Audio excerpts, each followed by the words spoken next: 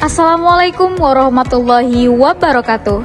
Kami dari kelompok 2 yang beranggotakan Fauzan Maulana Hafiz, Fikri Hidayatullah, Firdaus Perangin Angin, Gian Saputra, Ilham Maulana, Jabar Al-Hafiz Siregar, Kevin Huta Barat, Kiki Kusnaidi, Lutfi Adi Sugiarto, M. Irfan Hakim, dan M. Rizan Afriyadi. Kali ini kami akan mempresentasikan materi dengan judul Cost Volume Profit Analysis atau CFP, Degree of Operating Leverage DOL, Margin of Safety MOS. Berikut penjelasannya. Dalam lingkungan bisnis yang dinamis dan kompetitif, perusahaan harus mampu mengelola biaya, volume produksi, dan harga jual secara efektif untuk mencapai target laba. Konsep CFP, DOL, dan MOS merupakan alat penting dalam pengambilan keputusan strategis dan operasional.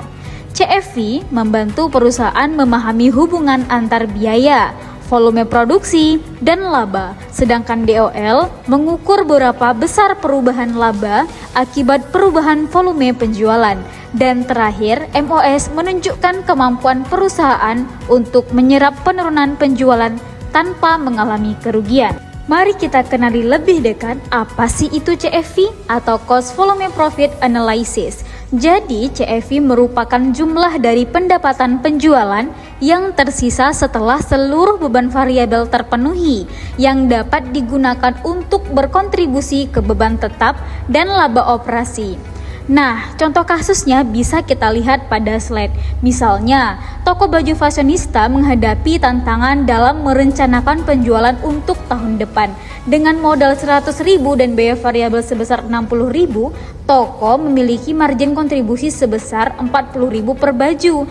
Biaya tetap bulanan mencapai 5.000 yang berarti toko harus menjual minimal 125 baju untuk mencapai titik impas. Selanjutnya, mari kita kenali Degree of Operating Leverage atau DOL. DOL mengukur seberapa besar perubahan laba akibat perubahan volume penjualan. Pengaruhnya, perusahaan dengan DOL tinggi memiliki potensi laba yang lebih besar, tetapi juga berisiko lebih tinggi jika terjadi penurunan penjualan. Rumusnya adalah DOL dihitung dengan membagi persentase perubahan EBIT dengan persentase perubahan penjualan, yakni DOL sama dengan persentase perubahan EBIT dibagi persentase perubahan penjualan. Contohnya bisa kita lihat pada slide, yakni terjadi pada perusahaan elektronik bernama Tech Gadget, di mana EBIT-nya sebesar 33,33% dan persentase perubahan penjualan adalah 10%.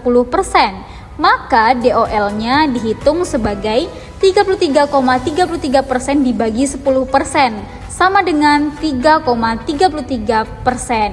Hal ini menunjukkan bahwa perusahaan memiliki risiko yang lebih tinggi tetapi juga potensi laba yang lebih besar ketika penjualan meningkat. Selanjutnya, mari kita kenali Margin of Safety atau MOS. MOS merupakan selisih antara penjualan aktual dan penjualan break even.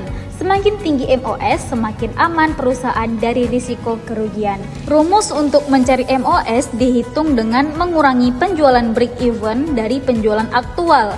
Rasio MOS menghapus ukuran perusahaan dari output dan menyatakan dirinya dalam bentuk persentase. Rasio MOS sama dengan MOS dibagi dengan pendapatan yang dianggarkan.